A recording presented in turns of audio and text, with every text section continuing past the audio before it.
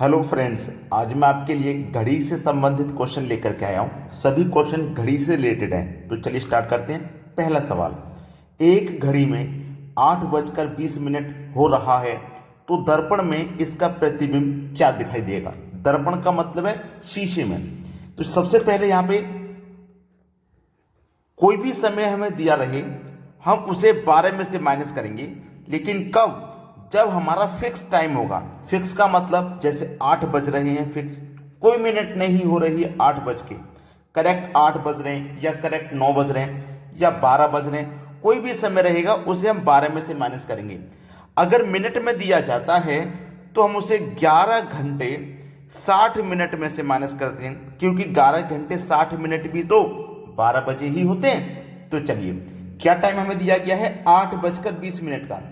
8:20 का टाइम है।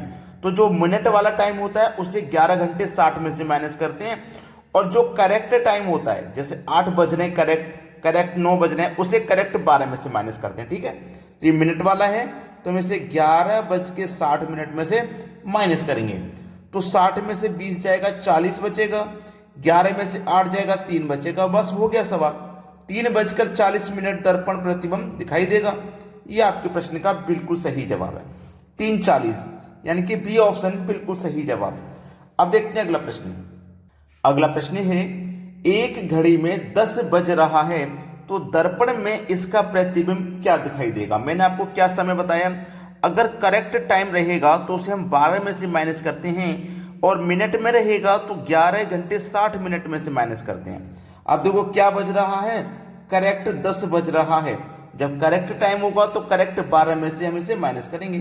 12 में से माइनस कर दो। ठीक है, चलिए माइनस कर दिया। 12 में से 10 गया, 2 बचा। तो दर्पण में इसका प्रतिबिंब क्या दिखाई देगा? 2 बचेगा। बस हो गया आंसर। ठीक है, दर्पण वाला आपको अच्छे से समझ में आ गया होगा। अब देखेंगे हम जल प्रतिबिंब वाला। ठीक है, अब देखते हैं अगला सवाल।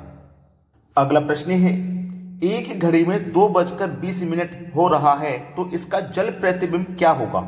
भाई जल प्रतिबिंब पूछा है, दर्पण वाला तो समझ गए आप, अब जल वाला समझिए। चलिए जल वाला समझते हैं। जल में एक टाइम होता है 6:30, यानी कि जो टाइम दिया गया है, अगर ये 6:30 से कम है तो हम इसी में से माइनस करेंगे। अगर इससे बड़ा टाइम दिया गया है तो हम उसे 18:30 में से माइनस करेंगे, अगर इससे बड़ा टाइम है तो। अगर इससे भी बड़ा टाइम है, जैसे रेलवे का टाइम होता है, उसे 18, 19, 20 घंटे इस तरीके से दिया जाता है, अगर उस तरीके का टाइम है तो हम उस 23:60 में से उसे माइनस करेंगे। और यदि फिक्स है तो 24 घंटे में से सीधा सीधा उसे माइनस करते हैं। समझ में आ गया ना? 24 घंटे का मतलब 23 घंटा 60 मिनट होता है। अगर मिनट में दिया रहेगा तो 23 घंटे 60 से, अगर फिक्स टाइम होगा तो 24 घंटे में से।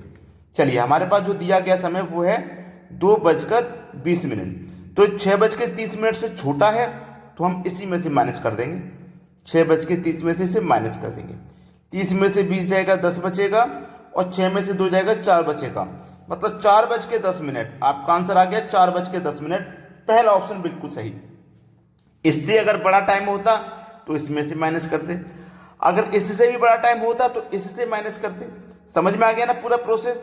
अब देखते हैं अगला प्रश्न। अगला प्रश्न है, एक घड़ी में 12:20 हो रहा है तो इसका जल प्रतिबिंब क्या होगा।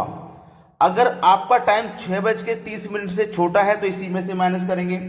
अगर इससे बड़ा है तो 18:30 में से माइनस करेंगे, और यदि इससे भी बड़ा है तो 23 घंटे 60 मिनट में से माइनस करेंगे, या फिर फिक्स टाइम है तो 24 घंटे में से माइनस करेंगे। समझ में आया ना? चलिए, टाइम क्या दिया गया है? 12:20 का टाइम है। तो ये 6:30 से बड़ा है लेकिन 18:30 से छोटा है, तो 18:30 से माइनस कर देंगे। ठीक है, 18:30 में से इसको माइनस कर देंगे। चलो, 30 में से 20 जाएगा, 10 बचेगा, और 18 में से 12 जाएगा, 6 बचेगा। तो जल प्रतिबिंब क्या दिखाई देगा? 6:10 का। 6:10 यानी कि पहला ऑप्शन हो जाएगा आपके सवाल का बिल्कुल सही आंसर। ठीक है, ये क्या है? आपका आंसर हुआ। अब देखते हैं अगला प्रश्न। अगला प्रश्न है, एक घड़ी 1 बजे 1 बार, 2 बजे 2 बार, 3 बजे 3 बार बजती है तो 24 घंटे में कितनी बार बजेगी। देखिएगा, एक घड़ी 1 घंटे में 1 बार, 2 घंटे में 2 बार, 3 घंटे में 3 बार, 4 घंटे में 4 बार, ऐसे ही 12 घंटे में 12 बार बजेगी। और घड़ी में कितने घंटे होते हैं? 12 ही तो घंटे होते हैं भाई। घड़ी में कितने घंटे होते हैं? 12 घंटे। यानी कि पहले 12 घंटे बजेगी और फिर दोबारा 12 घंटे बजेगी, तब मिलाकर के 24 घंटे होगा।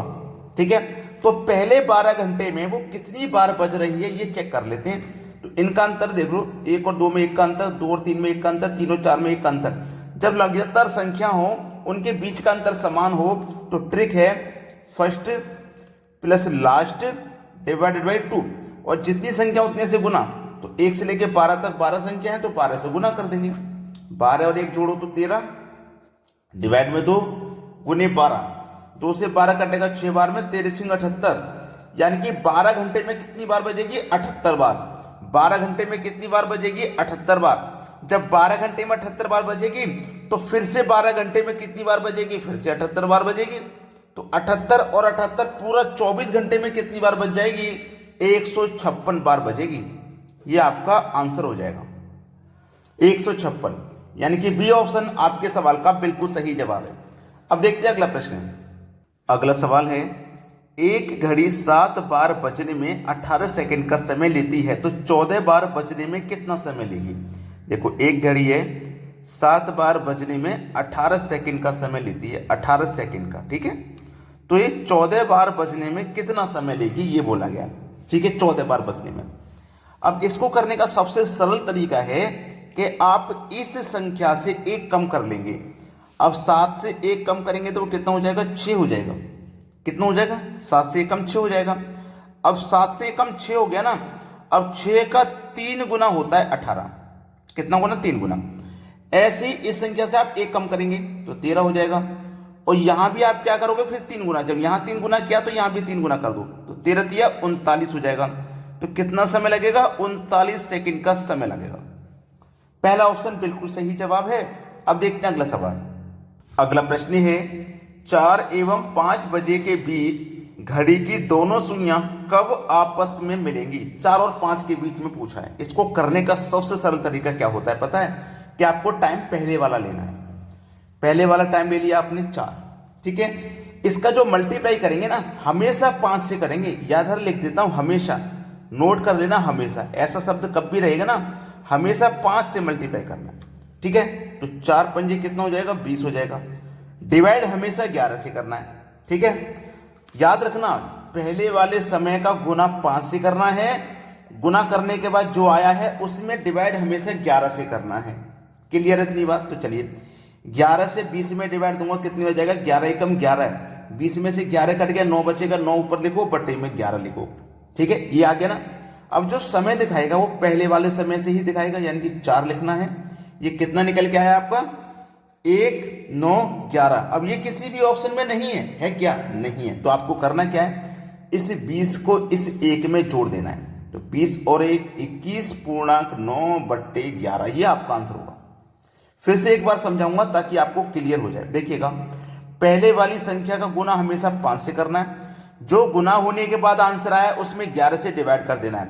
तो 11 से डिवाइड करोगे, 11 एकम 11, 9 बचेगा, 9 ऊपर बटे में 11।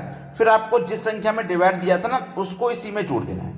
ठीक है, अब देखो ये किस ऑप्शन में है? डी ऑप्शन में। ये बिल्कुल सही जवाब है आपका। अब देखते हैं अगला प्रश्न। अगला प्रश्न है, 3 एवं 4 बजे के बीच घड़ी की दोनों सुइयां कब आपस में मिलेंगी?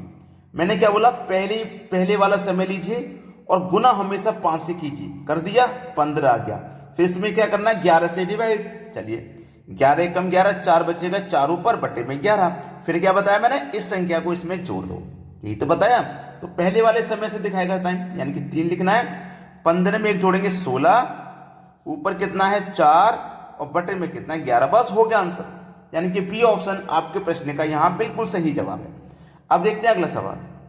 अगला प्रश्न है, 1 एवं 2 बजे के बीच घड़ी की दोनों सुइयां कब आपस में मिलेंगी? ये सवाल बहुत इंपॉर्टेंट है। अभी तक जो सीख के आए हो ना, वो इंपॉर्टेंट था, लेकिन इसको समझना बहुत जरूरी है, वरना आप गलती कर दोगे। चलिए, मैंने क्या बताया कि पहले वाले समय का मल्टीप्लाई हमेशा 5 से करना है, यही बताया मैंने। तो 1 का गुना 5 से करेंगे, 5 आ जाएगा। जो गुना करने के बाद आया उसमें 11 से डिवाइड करेंगे, यही मैंने बताया है ना, 11 से डिवाइड।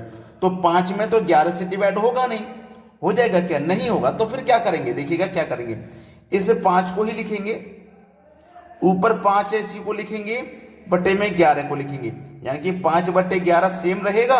इस 5 को यहाँ जैसे कोई संख्या आ जाती है यहाँ पे उसमें जोड़ते थे, लेकिन यहाँ कोई संख्या नहीं है, जब नहीं है तो इसी 5 को लिख देंगे। ठीक है, अब जो समय दिखाएगा वो पहले वाले समय से दिखाएगा, यानी कि 1 से।